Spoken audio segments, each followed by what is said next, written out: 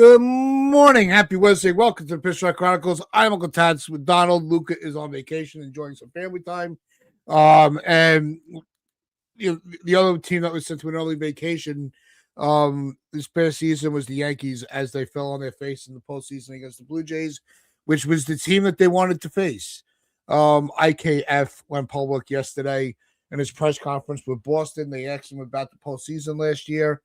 And turns out the entire locker room for Toronto were licking their chops for the Yankees because one, they owned them all year, and they knew that was their path to get to the World Series more than the threat of the Boston Red Sox. And it doesn't matter that it was IKF. I think the biggest problem is that was the mindset to begin with. A lot of people are saying, well, he's not some superstar to be running his mouth. He's still somebody that knows the Yankee organization. He knows how they operate. He knows their philosophy, right? And there have been a lot of former players that are coming out over the last couple of years, really trashing the Yankees and the way that they operate. And IKF is just, putting his 2 cents into what the truth is. And the Yankees are a soft organization. They're very content with just getting to the postseason. We've seen the last couple of off seasons, trade deadlines, that they're not going that extra mile. They're not making that wow move. They're very happy with what they have. And then really, they obviously the players want to get to the World Series. The organization doesn't seem to have that type of drive as previous generations have. But Donald, do you really think that it's I've heard that he's a bitter player because the Yankees moved on, just like some of the others that have spoken out, or are they just kind of telling everybody what we already knew? Oh, we know this, but there's going to be a large section of the fan base that is not going to listen to him because it's IKF. You know what I'm saying? Just like they're not going to listen to Clint Frazier because Clint Frazier didn't work out, and then it just I think it shouldn't be who the messenger is. It should be the message. Like, pay attention to the message rather than the messenger. Yeah. At the end of the day, I didn't like IKF as a Yankee. It's no secret. I don't think he worked here, but it's very interesting that they were delighted to match up against the Yankees. It shows that the Yankees are no longer the big bad Yankees that teams are afraid of anymore. They're just not afraid of them. They're just not. So, people can. A section of the fan base are going to say that he's like sour grapes or whatever, or he's a shitty player or whatever. It doesn't really matter who the messenger is. Pay attention to the message. The message is that the entire Blue Jays locker room was delighted to match up against the Yankees. Now, you rewind and think back to like the mid-thousands and the late 90s. Could you imagine any team celebrating getting matched up with the Yankees? Absolutely not. Do you know what I'm saying? Mm-hmm. Could you imagine any team in 1978 with Billy Martin and Reggie Jackson, etc.? You think they'll be delighted to match up against the Yankees? No. Right? What about Murderers Row?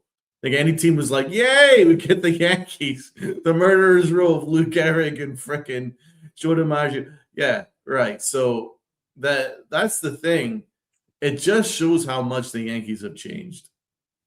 They're just no longer the organization the teams are afraid of. And they've done that to themselves. Brian Cashman has done that to himself. He no longer operates like he's the big shark. You know what I'm saying? He no longer operates like that. Just look at this offseason. He slept through the entire way, and he's relying on the media to scream at fans to tell us that we're morons and mouth-breathing idiots and all that stuff, and shut the F up to cover up for the fact that the Yankees slept through the entire offseason, did nothing. So And then you also think about Yankee Stadium. Yankee Stadium is no longer the fortress. Yankee Stadium is no longer a place where teams are afraid to go to. Uncle Tats, I'm sure you remember. I certainly remember the old stadium. There was an atmosphere, man. It didn't matter what time of day it was. It was always, and then during the Yankees' peak run, it was always packed. And when the noise, the rafters Yep. shook. The rafters shook, bro, with that atmosphere, and and absolutely petrified of going to that old Yankee Stadium because of the ghosts. Absolutely, because there was an aura about that place. There was something special going on always, and teams were afraid because if they were ahead, they were actually just more afraid when they were ahead than when they were behind, because when they were ahead, they knew that the Yankees were going to come, and they knew that something special was going to happen. They could just feel it. They feel it, and they tightened up. Just look at the way that the the '03 Yankee Red Sox series went in the CS. So it's just, there was something special that happened in that old stadium that doesn't exist in this stadium. This stadium is more like a shopping mall. No disrespect to it, because it's a great place to watch a ball game and have a nice time. And I look forward to doing it again. But it doesn't carry the same like atmosphere, like intimidation, that aura, that intimidation. It just isn't there. It's just a beautiful place to play. It's a beautiful place to hang out and play, and it's and opposition teams love to play there because, let's face it, the old school fans have been pushed out, because you've got all the businessmen in the front row and the Yankee seats, and the rest, TikTokers and Instagram, those folks that are watching on their phones the entire game. So it's just like there's not really that kind of like focus like there was in the old stadium, where like right behind home plate there was angry MF and fans that are just screaming at the opposition. There was just it was just something special about it. And now modern day, there's no aura. And then when you look at this team, there's no accountability. And Brian Cashman excuses defeats. Aaron Boone is afraid of umpires and says that he gets bullied by umpires, and it's just something different. There's just something different. There's just not that winning mentality, because now that the Yankees, now having done absolutely nothing through the winter, are celebrating themselves, patting themselves on the back, going, "Great job, we had a great winter." That's something that the Yankees never used to do. So things have changed big time. They are soft, and it goes right from the owner downwards, where he hasn't fired anybody since he's gone in charge. And Cashman's delighted just being himself, just doing the bare minimum, and then the Yankees are delighted doing the bare minimum, making the playoffs and getting defeated, and then they're happy about that. And all that's done is it's filtered right through the rest of baseball. The rest of baseball are like, yeah, these guys are no longer the scary team anymore. I can't wait to face them. So, as I say, long story short, forget who the messenger is. Pay attention to the message. Yep. Yeah, we've been talking about the lack of aura for years now, on the show. Yeah, and look, the Yankees can still be a very, they can be a good team this year. We've seen, this was a team without Cole last year that was able to get had a 94 win season. And with the pitching staff, if they're all healthy, and a competent closer, the Yankees, I think they can steal some games. So yes, I have a little bit of optimism going into the season, but I'm not going to be delusional going, this team is a World Series team. I don't see it. I really don't. Especially, you see in the way that other teams are constructing themselves. I think, I know a lot of people are saying that, with the Blue Jays are going to, now own the AL East. Well, right now they do. I think the Red Sox actually are the team that can win the division. I think they're very well built, but I think it's going to be a fight. It's going to be a 3-team battle all year with the Yankees, Red Sox, and the Blue Jays. Unfortunately, the Orioles, look like they were going to put themselves into the equation.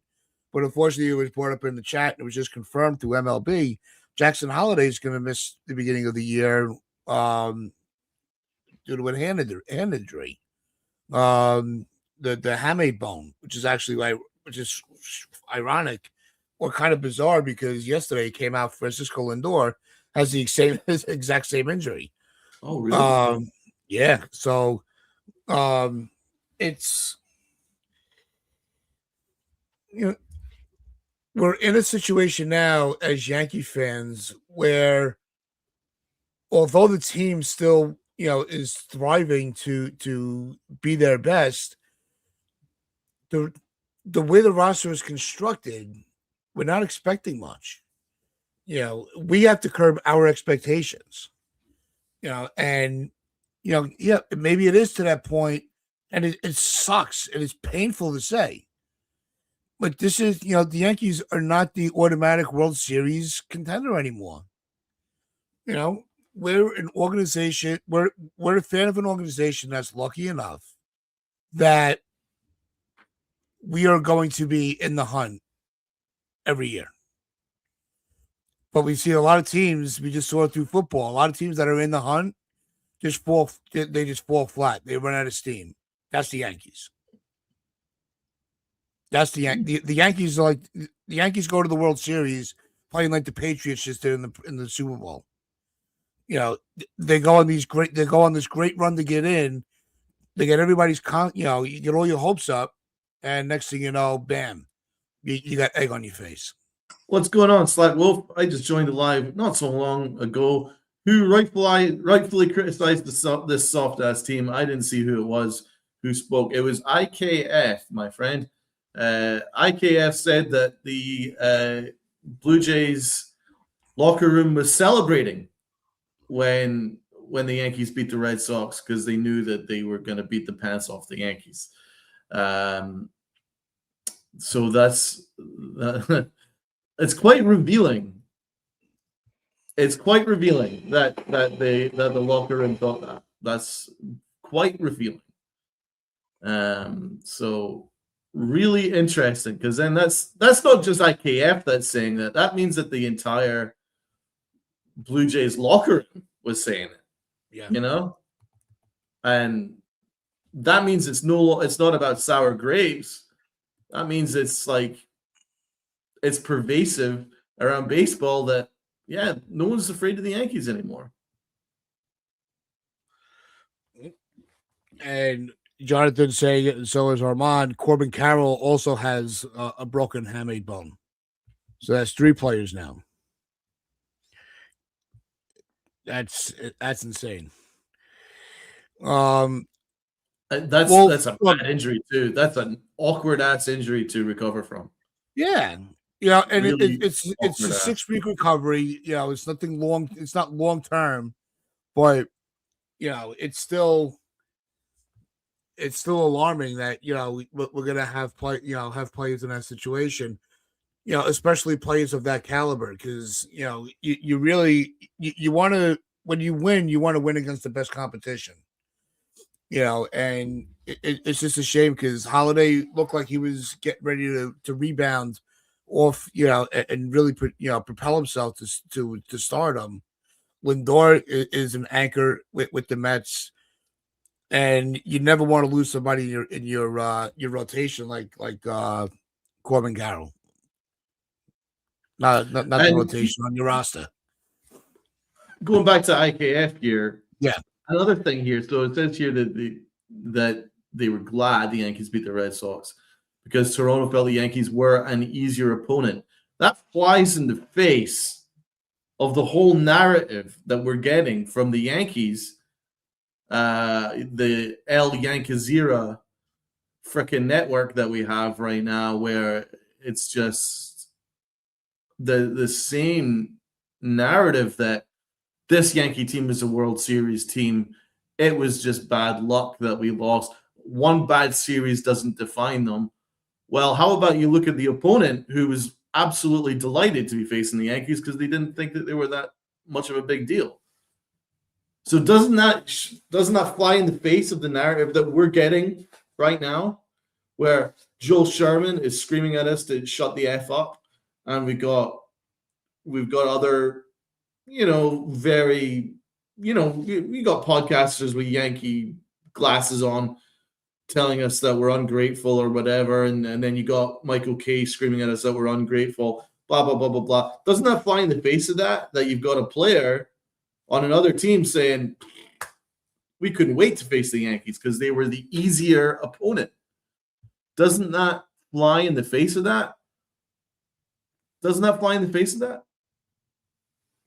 Yeah. Well, if you have people, podcasters, fans, reporters that still hold on to optimism that the Yankees, can get the job done at the end of the year and hoist the trophy. I'm not going to disparage them from being an optimist. I was an optimist for a long time. I can't keep waving pom poms for this team that are just going to that are for not the players, but the front office that is not putting the effort in. That's Absolutely. where my pessimism comes in. Not so much the players. The players, they have a talent that I'll never have, so I can't criticize them. Right. I can criticize a front office that, like you said, they never go for that gut punch. They never make that gut punch move. And if when they do, they have to overpay. And they overestimate the market just, because they want to make that, they want to get that guy in. And my feelings on the Yankees changed, I would say, around about COVID, 2021. That's when I started to be a little bit more pessimistic, which was incidentally when we started this podcast. But between 2009 right up to 2021, I didn't have a bad word to say about the organization. I was still, that's what winning a championship does for you. It buys you almost a decade of patience. You know what I'm saying? And I was pretty patient from 2009 right up to like the COVID time, where I was like, you know what, you're going to have some bad years, but this Yankee team is still operating pretty well. But I'll be honest, it all changed for me when they hired Aaron Boone. It was a really weird thing to do because you've just gotten to the precipice of a World Series in 2017 with an experienced manager who was getting a tune out of them, and then you fired him in order to bring in a softie. Sorry, that's what he is. A softie with no managerial experience. The only experience he's ever had was talking on ESPN, and a mediocre announcer on ESPN at that. And that's when it all changed for me, because I was like, how is he going to do anything better than what Joe Girardi did? And the truth was he didn't. All he was just a friend to guys. But that's not gonna push you further. That's not gonna push you into like the realms of a championship. And that's just what's happened. And since then, each year on, I've been growing more and more disenfranchised with the organization. And then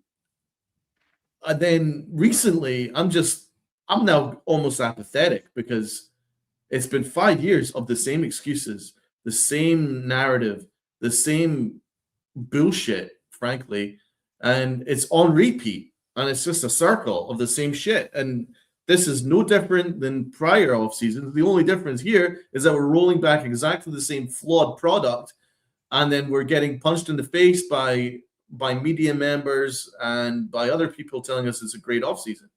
Do you know what I'm saying? So that's the only thing that's changed, but the excuses haven't changed. And I'm sorry, the old Yankees never made excuses. Ever. There was no excuses. There was no excuses. They would much better teams than now, right, would maybe stumble in a World Series or a CS, and the Yankees would make wholesale changes. Wholesale changes, right? Now we get to the point. Oh, how about 2017? That's the best example. That team almost made it all the way. And then Brian Cashman fired the manager. He fired the whole freaking scouting team. Blah, blah, blah, blah, blah. Right? So, and that was a much better team than this year, than this team that they're just rolling back. So I'm sorry. I don't buy the excuses anymore. I'm tired of it. I've grown tired of it. And I won't accept anything other than the Yankees being the Yankees. This is not the Yankees, thus I'm not going to accept it. It's just I'm not being fed nonsense and being told I'm not going to have my head pissed on and being told that it's raining. It's just it's just too much now. It's gone too far, and this offseason is now just taking the piss out of me now. It's taking the piss out of all Yankee fans. This rolling back exactly the same team with 99% of the exact same roster, and we're getting told by people that this is not the same team. Open your eyes. This is the same team. Open your eyes. Yeah, they even brought Goldschmidt back, which we'll get into in a little bit, in a little bit. Because we didn't get a chance to talk about that. Isn't it like 26 out of the 28-man roster? It's just exactly the same. Something like that, yeah. Well, Austin Slater, he's gone. He went elsewhere. So, it's not the same team anymore. The Yankees were trying to bring him back. So now our outfield is screwed because we lost Austin Slater. But we're going to get to a couple of these comments because you guys are killing it in the chat. To join the chat, it's very easy. Just hit that sub button. If you're enjoying the content, just easily hit that like button and help us expand our family. I'm going to bring up this one first from Marshall here. Now, every time a rising superstar emerged, people always said he'd be a Yankee. You don't hear that anymore. And if that was never more of the truth, all you hear with these, as long as the Dodgers are in it, nobody else is. If the Dodgers want them, they got them. And it's the truth because we remember when that actually was a factual statement, right? With guys like Skubal, Tucker. I even think Alonso would have. George would have never let Alonso go somewhere else within the division. Oh, the Orioles are in on him. Pay him. That's how we ended up. That's how we got the Shera. Oh, Boston wants the Shera. Sign him. Go get him. And we would steal the talent within the division. And so there was no competition. And Boston, they had a great team. The rivalry back then was unbelievable. It could only be matched to the late 70s. But nobody's afraid. Nobody's jumping through hoops to come to the team anymore. That's why we had to run it back. Well, that's true as well. But isn't it interesting now that we've signed Paul Goldschmidt, and now the recent reports are that Goldschmidt's going to play something like 40, 50, 60 games a year, right? He's going to maybe play about six. He's going to maybe start 60 games, and then those 60 games Ben Rice is going to catch. So are you telling me that they couldn't sign Pete Alonso? No, because that was the excuse. That was the excuse that we weren't going for Pete Alonso or any of the first basemen because Ben Rice is going to be your full-time first baseman. Apparently, he's not now. Now he's not the full-time first baseman. Now he's also going to spend time catching. So you could have signed Pete Alonso. Or you could have signed Murakami, or you could have signed Okamoto. You could have signed any of these dudes. Mm-hmm. So that excuse is now the Yankees don't even keep up with their own bullshit. Oh no, why would you want Pete Alonso? We've already got our first baseman. Well, apparently the Yankees are going to treat him as a catcher for a third of the games. Give me a break. Stop buying the Yankees excuses. They're full of it. They're absolutely full of it.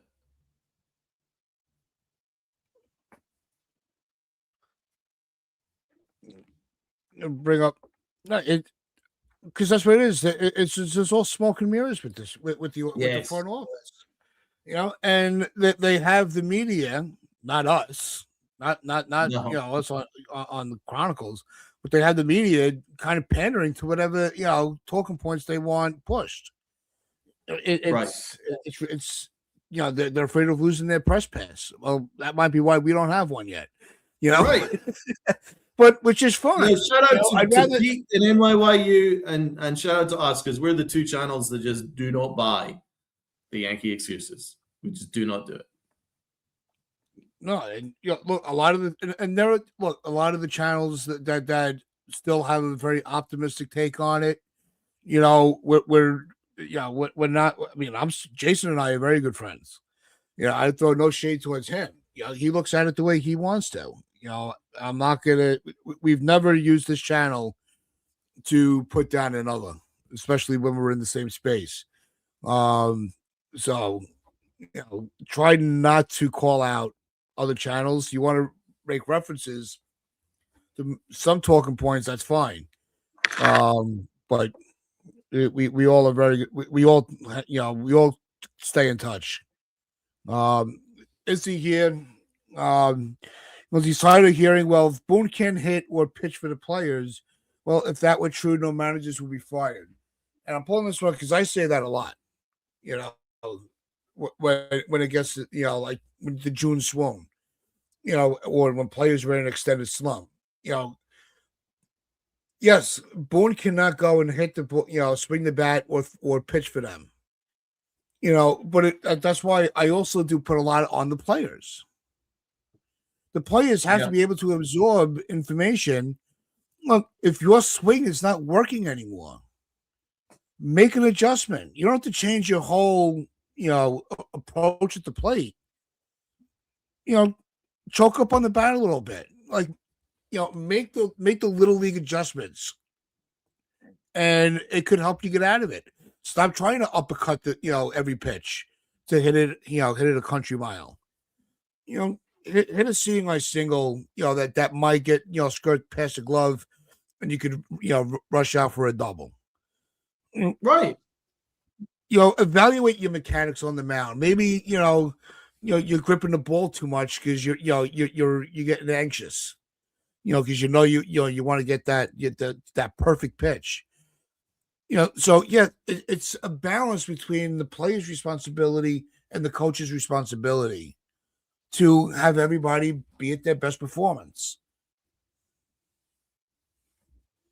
I don't think anyone buys the Yankees nonsense other than the Yankees. I mean, just look at Marshall Brown's point here. Dodgers have the number one payroll, the number one farm system. Players want to play there. It's almost a guaranteed championship. The Dodgers don't make excuses. They don't make excuses. They hit the marketplace and they go and get their needs attacked, And then it goes to FJ's point. Wouldn't it be nice if Cashman acquired a right-handed bat that was not a bench player? What is this platoon obsession?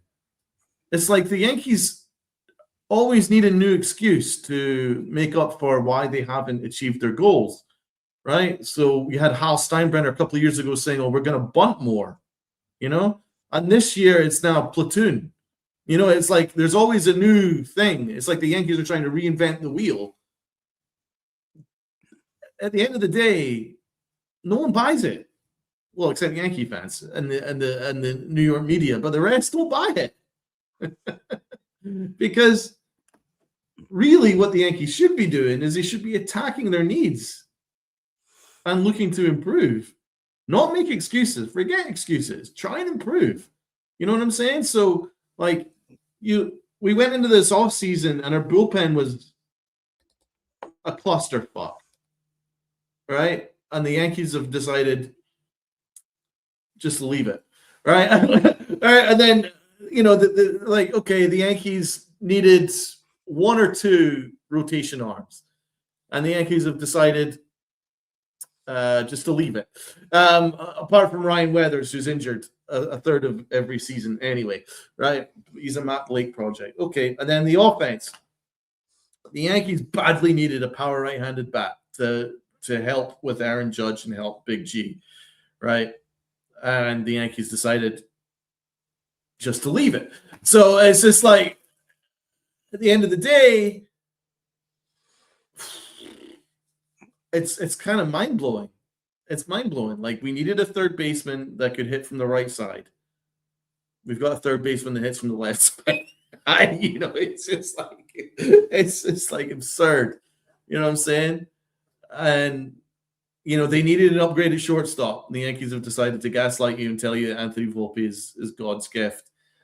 And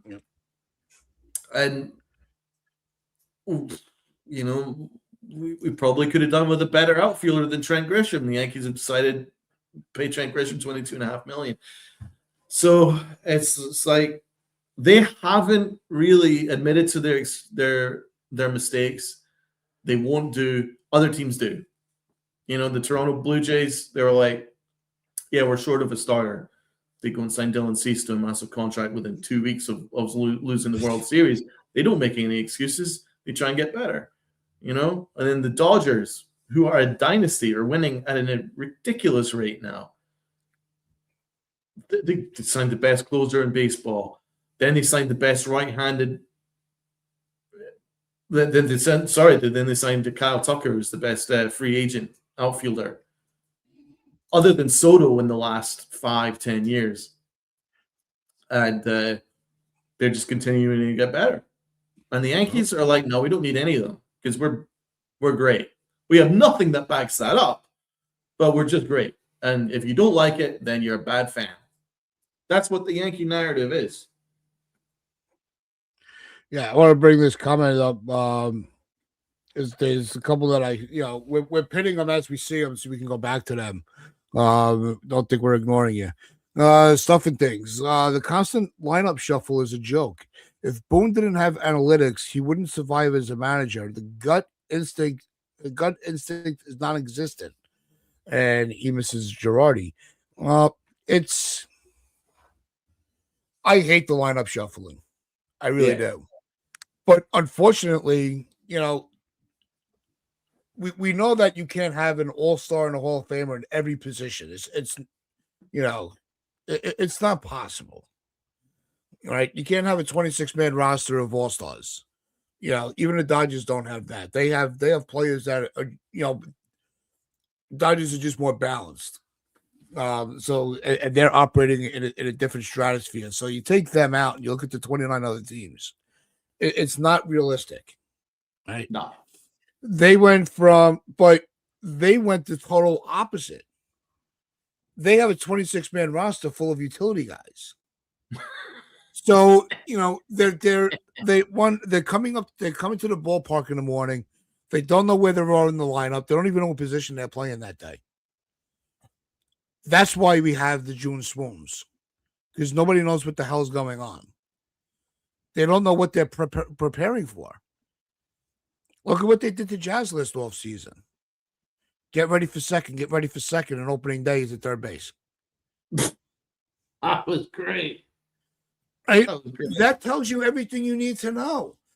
Don't worry about the talking heads that were former players on other teams that are calling out the Yankees bullshit and celebrating their demise. They play when they're on rival teams in the division. Talk your shit. Trash talk the Yankees all you want. That's the game. That's what that's being a rival opponent. None you could, but the Yankees because they don't take themselves seriously. Right, but there's also no urgency. It's not just about the position they're going to play one day to the next, and it could be anything. It's the lack of urgency. That's the big reason why there's such a June swoon. Is they are so unurgent. And by the way, it was a mistake to be so lackadaisical through June, July, August, because it cost them the division. They had a significant lead in the division. Then they went on a terrible losing streak that was going on for like a month. And Aaron Boone was still parroting, tomorrow will turn around. Oh, the next day it'll turn around. It's just right around the corner. Total lack of urgency. right? And then it filtered right through the locker room, so everybody started saying it. Oh, everything's fine. Turn it around. We'll be fine. We'll be fine. We'll be fine. No issues. And then when it came at the end of September, when they finally started getting themselves together, it was almost too late. They left themselves too much of a hole to climb back because they just don't have the urgency. So it was a mistake to not only do what they did with Jazz, and they have guys playing random positions, and yeah, all that stuff. Totally agree. But the biggest issue was the lack of urgency. And you could see it. We're not blind. You could see it. You could see it when there was a game where the Yankees didn't look like they cared. And that, hey, every game counts. It does. I know it's a long season, but when you start willingly giving up games, when you willingly punt games, it'll come back to bite you when you're fighting for a division, and it came back to bite them because not only did they lose the division, but then when they faced the Blue Jays were like, yes, we faced the Yankees. We're going to crush them. And they did. And now exactly the same team is back this year, and we're supposed to say it's better. It's that, are there things to look forward to that you can feel optimism for? Absolutely. The rotation being healthy, that's just a big positive. So as far as not starting the year with Volpe to screw up, that's a positive. Yeah. We still got to get through spring training and hope that everybody comes out healthy. I want to put a black cloud on it. But we don't know which prospects are going to emerge. And we're going to get into more of the spring training breakdown when Luke is back. But we do want to start. We do want to go over the spring training roster that will be coming. Doran, what's going on? Restart the stream. Okay. Welcome to the Pitch Strike Chronicles. I'm Uncle. Better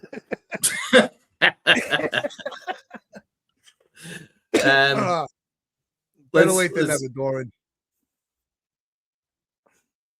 Let's see here. We've got some other comments. Issy. Judge is always publicly the least urgent of them all. It pains me to say it, but it's the truth. FJ says Boone blowing bubbles while the team crashes. Mm-hmm. That is the truth. Let's be absolutely honest here. Got Greta 513 accountability for performance. Bench players when they're stinking it up. I want Girardi back. Boone is happy with the way things are. Exactly. Well, that means that Cashman's happy with the way things are. Look, I know a lot of people here beater not knowing he was leading off in a playoff game was ridiculous. It just says it all. Marshall Brown's right here. They look at every player as a project except for Judge. That's the truth. It's really Aaron Judge and like 90% of the rest of the roster are a bunch of projects.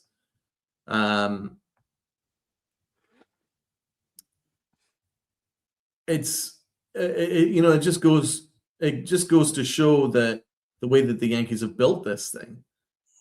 Slack Wolf, you think if George was alive, all of this would be happening? Cashman would have been fired long ago. Absolutely. He certainly wouldn't be making excuses that we're getting on a daily basis now. Acevedo, spot on. This has been something I've been saying for a long time. Yankees philosophy suck, and it started as soon as Tony Pena was taken to the office for going hard on Gary Sanchez. Yep, can't go hard on Gary Sanchez. That can't hold the players accountable. Nope. Yep, can't hold players accountable. That's not allowed. It's like Wolf. It's so true. You guys in NYYU are the only two channels that speak truth and criticize. Yep. Spot on, man. Spot on.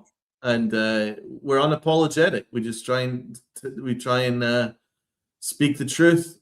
as we see it. But the thing is, fan as you want a fan. Like, I'm not telling anyone not to be optimistic going into this year. I'm not telling you how to be. Yep. Go and be who you want to be. If you're optimistic, be optimistic. There's certainly a case to be made that the Yankees are going to be fine. Me personally, I'm not optimistic. I'm apathetic. I'm disappointed. I'm not going to hide from it. But others will be optimistic, and if you are, then great, and I hope you have a good time watching this team. At the moment, I can't get excited. I don't have anything to be excited about. I'll be honest, because Aaron Judge, but we've already seen Aaron Judge have 2 or 3 historic years. But the thing is, they've not really built much of a team around him for it to be for me to go overboard excited about it. We already seen him hit a 62 home run year, but he had to carry the whole team by himself. Yeah, and then that year that he had with Juan Soto was absolutely incredible. That was the one year where I was just so proud of this Yankee team. I thought we're great. We're all in. We got Juan Soto. And what did they do? They fumbled Juan Soto and lost them. And then last year was another historic year. Aaron Judge was unbelievable. Unbelievable. Right across the board. Every single metric, he was absolutely phenomenal. And that's why our offense was great. Yeah. But what did it lead us to? It led us to a wild card and then an embarrassing playoff defeat. So, considering it's exactly the same team, what am I supposed to be excited about? It's exactly the same roster that got embarrassed by the Blue Jays. To a T. Exactly the same players, exactly the same roster, exactly the same manager, exactly the same general manager, exactly the same bench coach. What is it that I'm supposed to be excited about? I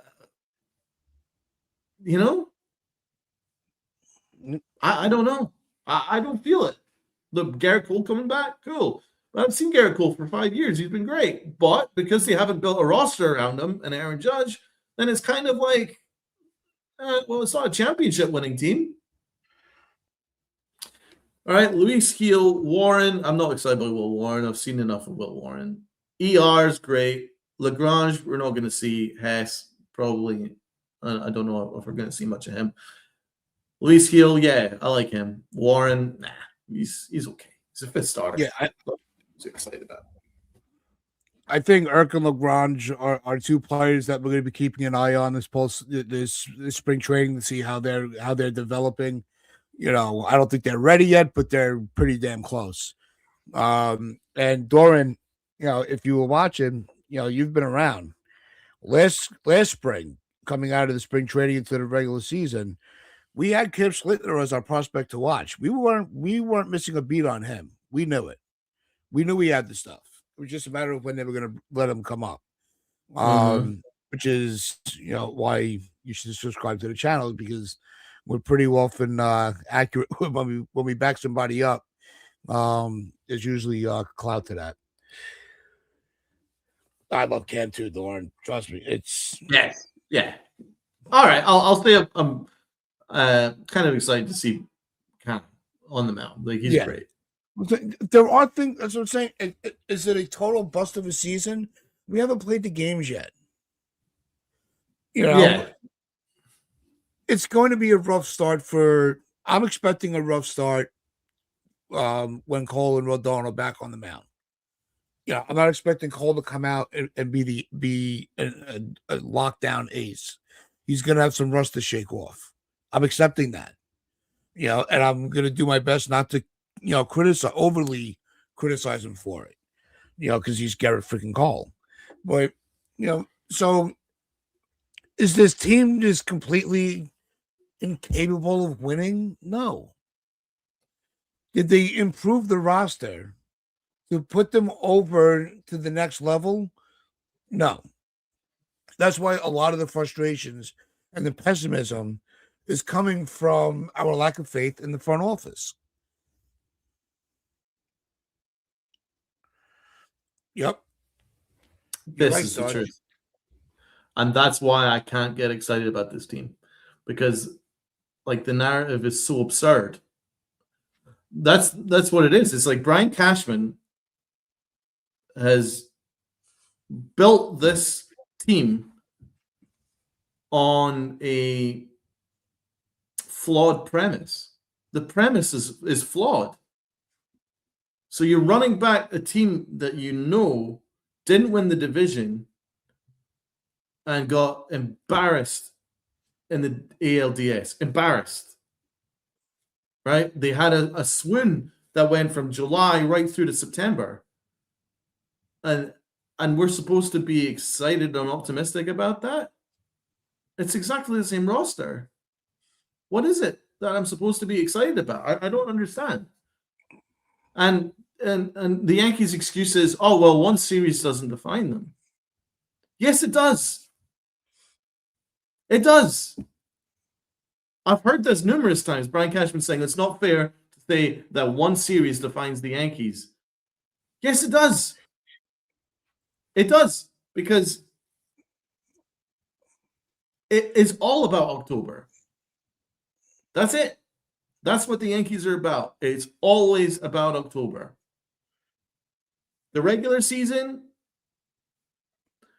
I mean, maybe prior to my lifetime, the regular season was everything. But from every time that I've known being a Yankee fan, it's October that matters. October matters. So yes, the series that you go into in October defines you as a roster. It does. Otherwise, we wouldn't be talking about Scott Brocious. Why? Because Scott Brocious was unbelievable in the postseason. We wouldn't be talking about the 98, 99, 2000, 2001, even though they lost, but it was still a hell of a year. 2003, 2009 Yankee teams, if October didn't matter. October does matter. You've got their postseason. Derek Jeter's Mr. November. Fuck it, he's Mr. October as far as I'm concerned. Reggie Jackson's Mr. October. You have guys that have built lore based on their postseason. But the truth is, Brian Cashman doesn't want you to buy that anymore, because the Yankees don't do anything in October anymore. So he wants you to forget about that. And I'm not going to do it. I'm just not going to do it. I'm going to hold the Yankees to the same standard as I've always known. And the Yankees don't just get to fit whatever narrative they want into their little pigeonhole and to tell us, oh, one series doesn't define them. It absolutely does. As far as I'm concerned, them getting absolutely obliterated against the Blue Jays defines them. Because that's what it is. It's the truth. They did. They got obliterated. It defines them. So they needed to get better. Did they get better? Absolutely not. They decided to put their middle finger up in the air and tell us that we are bad fans and their roster is brilliant. Regardless. The only excuse to roll it back is if you're the LA Dodgers. That's the only excuse. And did they roll it back? Did they F? They signed Kyle Tucker and Diaz. They're the only team that has an excuse to roll it back. The Yankees had no excuse to roll it back. Absolutely none. And they rolled it back. Shame on them for that. Shame on them. Not for just that, but for trying to tell us that it's a different team. It's exactly the same team. Yeah, I want to bring this comment up here from Miguel. Why does everybody say the Yankees fumbled Soto? He did not want to come back. He was chasing the money. And Al actually offered 760 million for him. He was trying to get him back. I agree. I thought that the Yankees actually put a respectable number on it. I was waiting for them to be like, well, but we can't insult him and pay him more than Judge. But Howell actually went toe to toe with Cohen until they had, just there was no chance. It didn't matter how much the Yankees were offering. The Mets were going to go higher. But at least the Can I final just offer jump on that, and then Yankees you can was finish your point? respectable. What I'm going to say about this Juan Soto negotiations was they had all year That was to make your Juan issue. Soto feel like he was a part of something. They failed. They had all year. They had a year's head start on the Mets, and they failed. It's as simple as that. All they had to do was make his family feel included. All they had to do was to sit down and have some dinner with Juan Soto a couple of times a year and have Hal Steinbrenner really make it feel like he'd be part of something special. And then when the Yankees were putting in incredible offers, then Juan Soto would have given us more of a chance. The Yankees fumbled Juan Soto. Don't let the excuses tell you otherwise. They fumbled him.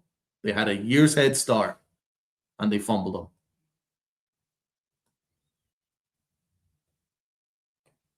him. That's a good point, too. Again, it's not popular because Aaron Judge is God, and that's fine, but he said nothing to Soto.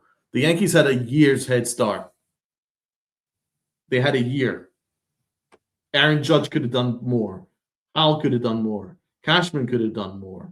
They should have done more, but they didn't. So when it got to free agency, then of course he was going to go to the highest bidder. Yeah, I said the same thing. If it was $1 more to go to KC, he was going to KC. So I've said, Pittsburgh for 50,000 more. Yeah, exactly. He wanted to get paid. He had no interest, all year. As soon as the series ended, he was talking about his free agency. And he took his Yankee cap off. He put his Boris hat on, and he was gone at that point. Yeah.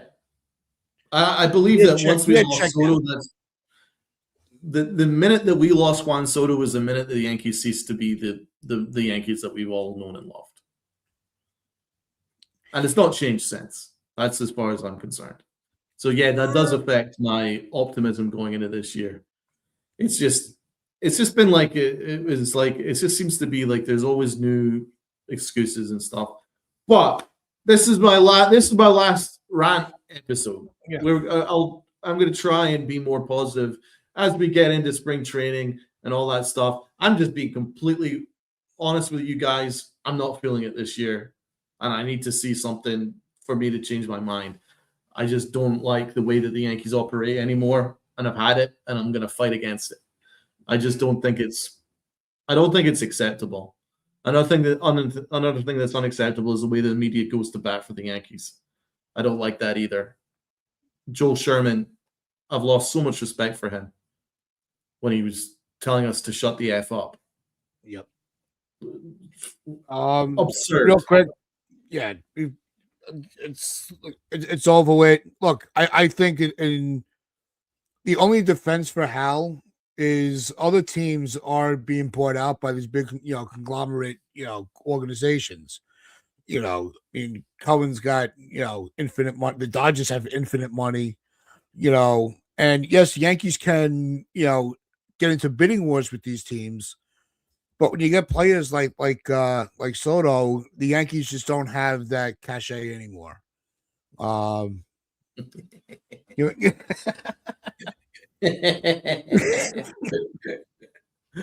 said I'm going to try. I didn't say I was going to succeed. I said I'm going to try. Sarge, a couple of weeks ago, he said he was feeling positive. I almost fell out of my freaking chair. I never felt positive. I said I was going to try. And then the Yankees always do something to piss me off. So as I say, I'm going to try. Well, and they did. And then they'll do something to piss me off. And it's what do you think about the one? What do you think about Goldschmidt coming back, Uncle Tats? How do you feel about that? I was going to say we're going to close this out with Goldschmidt. Just because I do respect him as a player. I thought his time is up. I was hoping that he was going to be able to continue his career. I just wanted him to do it elsewhere. I have no hatred towards Goldschmidt at all.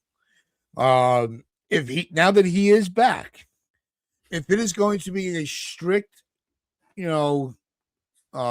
backup first baseman, just to get Rice off his feet a little bit, maybe help Rice, with some fielding coaching, then I can until I know exactly what they're going to do with him and how it's going to play out. If he ends up starting first base all the time, then there's going to be a problem. I want to see how they're going to utilize him. We'll know during the spring. You know what I'm gonna say? This is gonna be a surprise. I'm actually pretty happy with Goldschmidt coming back. So I If think there it was benefits one, Rice. if there was one guy that comes back that kind of makes sense, it's Goldschmidt. He bats from the right side. I think he had a good year last year. His power is sapped. We know that. The dude's almost 40, but he had some pretty good at bats, and he was a very good first baseman. And it means Ben Rice can play some catcher. Of all the moves that made sense, him coming back does kind of make a bit of sense, and it's cheap as hell. So, like, I have no issue with it. I think it's actually pretty smart business. I have no issue with Goldschmidt coming back. I've always been a big fan of Goldschmidt. He's been one of my favorite players in baseball for a long time. I just wish the Yankees signed him 5 or 6 years ago. If the Yankees signed him 5 or 6 years ago, and then things would have been, or traded for him 5 or 6 years, things would have been a hell of a lot better than they are now.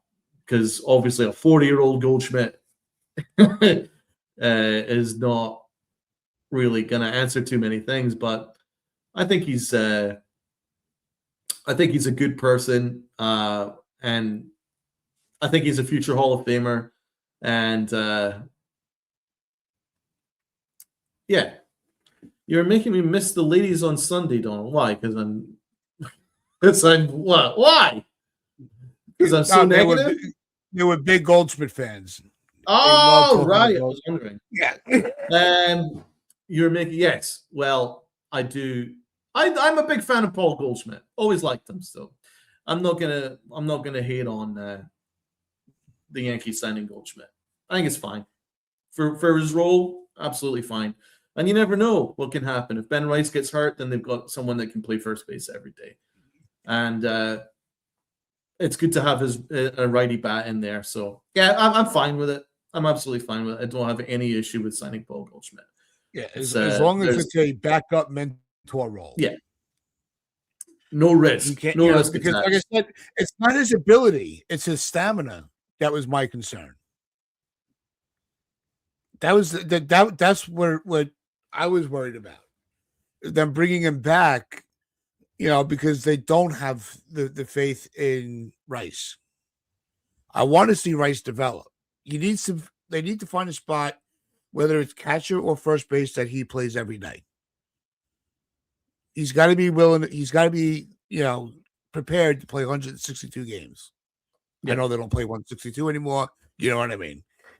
But as long as Goldschmidt's not taking at bats away from Rice and first base games, like I said, if you just want to get Rice off his feet once a week, and put him behind, off first for a day, put him behind catcher to give Wells a day off. As long as Rice has as many as bats as he can. Yeah, if Goldschmidt's going to take that away, then there's going to be a problem with the signing. Yeah, that's fine. Uncle Tat, so we'll finish off. Super Bowl. By the way, my prediction was right. The Seahawks won. Yep. Uncle Tat, what was your thoughts on the Super Bowl? It was boring. It was so fucking bad. Oh my God. Yeah. If you're trying to get somebody into a sport, that's not the game to watch. Oh no. No, it was disgusting. Man, that Seahawks defense though is unbelievable. Like, I am a mega football fan, and it actually made me seriously consider never watching that freaking sport again. It was that bad. It was that freaking bad.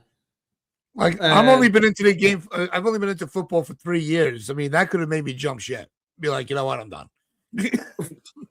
It was so bad. Like, what have they done to the sport I love? My God.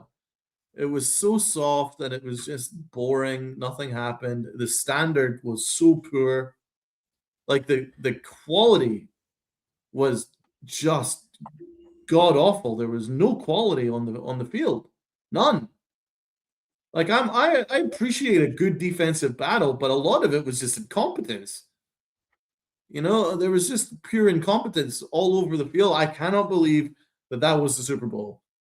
I've seen the memes saying it's like Thursday night football. That's exactly what it was like. I'm happy it was the Seahawks because fuck Boston forever. I'll always hate the Boston teams. I'd say the Patriots are probably my most hated franchise.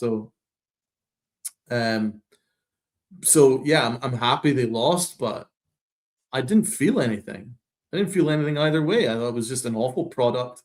It just shows that the NFL is declining as a standard. I think it's declined this year. The standard was kind of mediocre throughout the league, and it just went right through. And I thought the Super Bowl was just garbage. And I hated the halftime show, but I'm not going to get into that. I hated it, and I didn't know I needed a translator app just to watch the halftime show. So it's just like there was no aspect to it that I enjoyed. I hated every aspect of that Super Bowl. I'll just call it the bowl of soup from now on until it gets better. But listen, I'm rooting for the Giants, obviously. So hopefully they have a good year next year. But damn, that was one rough Super Bowl. It can't get any worse than that. And I do think that you need to change the kickoff rule. That kickoff rule is so weird. Yeah, I mean, what did you think? That I know they make the rule. They're trying to they make that little rule change. I don't look too much into that. I'm as much as I'm getting into football, I'm not that into it where I care about what rules will change to what. I haven't gotten to that point yet. I was more. I mean, I remember being all in a freaking uproar about the intentional walk with 4 fingers. I was more pissed off about that than how they changed the kickoff. Fair enough. Baseball is my main sport. But I thought the defensive teams, the squads on both teams played really well. Yeah. Until the fourth quarter, there was still a chance for the Patriots to come back. The defense kept the offense in the game. The offense just had no shot. And I thought that Drabel should have taken more chances as the game is going on. He was too quick to punt a lot. Like it's right, here's another punt. Then punt, field goal, punt, field goal, punt, field goal. It was boring. That's really what it was. It was. It was just a boring standard. But although I will say the Seahawks defense was fantastic. That was great. Their defense was amazing, and it was kind of fun to watch. But there was also some incompetence because the Patriots offensive line was so bad. They couldn't stop anybody. They couldn't guard anyone. They were just getting absolutely flattened. So I don't know to what extent it was great Seahawk defense or just incompetence from the offensive line. Probably a mixture of both. But Frank's asking what problem I had in the halftime show. I just don't really like Bad Bunny. It's just like freaking Sad Rabbit as far as I'm concerned. So I don't really like that music. It just doesn't really do anything for me. I like rock music.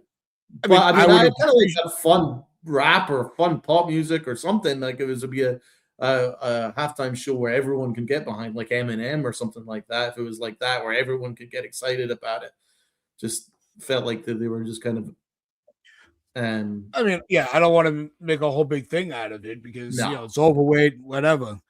I mean, I would have liked, I wish I would have known what he was singing. My biggest criticism of it, I thought the audio quality was terrible. it was terrible. Yeah. The choreography, untouchable. That was absolutely amazing. I thought the set was pretty. I didn't know once I learned about what the well, he really didn't. If you look at some of the things, when at the end when he was talking about what all the countries that make up the Americas, the United States flag was first. They led the parade on that. So yeah, I will stay away from politics because it's such Yeah. a divided Super Bowl. But what I will say is I don't think I just politics thought is I just thought the any- set was nice. I thought the Yeah, that was good. dance choreography was good. The audio quality, I thought that bothered me. He sounded like he was mumbling. You're a half the multi-billion-dollar production team. You can't get the mic right. Yeah, it felt like he was mumbling half the time. And I had no idea what was going on because it was all in Spanish. Like if he introduced it in English and he finished it off in English, then cool. Then you could sing all your songs in Spanish. But everything being in Spanish, it just felt like I'd been transported into a different world. Yeah. But yeah, we'll as I say, all we'll say is that the Super Bowl had no juice. like to make it so political. He should have just left it, made it about sports. That's what it's all about. Yep. As far as I'm concerned. That's my thing. That's why we don't talk about that stuff here. Sports is supposed to, it was supposed to unite with our frustrations and our ups and downs with our sports and leave the rest of it out. But with that, before it does snowball into something else, let's gonna wrap things up for us. Celso, I see you sneaking in. What's going on? There he is. What's going on, Celso? We gotta everybody have you on as a yourself. guest one day, man. We gotta have you on as a guest. We gotta hear from you soon, man. What? With that, make sure you do hit that like button, hit that sub button, share this out, your friends, your family. The stream is on the corner. Since Pitch Chronicles, I'm Uncle Tats with Donald. Hope you all have a great day. We will see you next time. Remember, wear those pinstripes of pride and play hard.